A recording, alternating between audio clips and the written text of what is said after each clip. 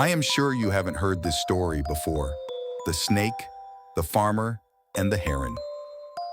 Long ago, in a faraway village, a farmer was walking home after a long day of tending to his fields. He found a snake frozen to death in the cold night air as he walked along the dusty path.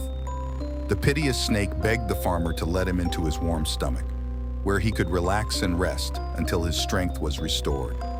The farmer had been thinking of himself as a good man, so he let the snake slip through his mouth and in his stomach. Once inside, the snake's strength was restored in a flash. The snake, however, declined to leave when the farmer requested that it should.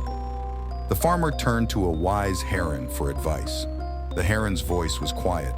It too fashioned itself a kind creature. It agreed to help him. It slid its long, slender beak down the farmer's throat and deftly pulled the snake out, dashing it against the ground before it could strike. The farmer was grateful for the heron's assistance, but he couldn't get rid of that fear. There was something about it that just didn't feel right anymore. Maybe the dangerous snake's venom had gotten into his gut. There were a lot of poisons in the heron's knowledge. The farmer was advised to eat white meat, which would strengthen his body's constitution and cure him of any unpleasantness that lingered in his stomach. The farmer realized that the heron itself was made of white meat as he considered the advice of the heron. He grabbed the heron, stuffed it into a yucca bag, and went home. The farmer told his wife about the events of the day when he got home. His wife was a kind woman, and she was disheartened that her husband had betrayed the heron.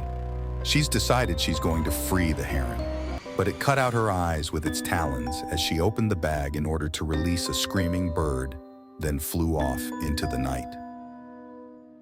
The moral of the snake, the farmer, and the heron is that water doesn't flow uphill. That means that kindness flows on, maybe helping someone else down the river, but rarely coming back up. We're free to be kind, pay it forward, but we shouldn't have expected a return. The story can be interpreted in a second, much darker way. Not only is kindness not repaid, but it's punished. The man's nice to the snake, but the snake won't leave. The heron is kind to the man, but the man traps him. The wife's trying to free her hysterical hen, but it hurts.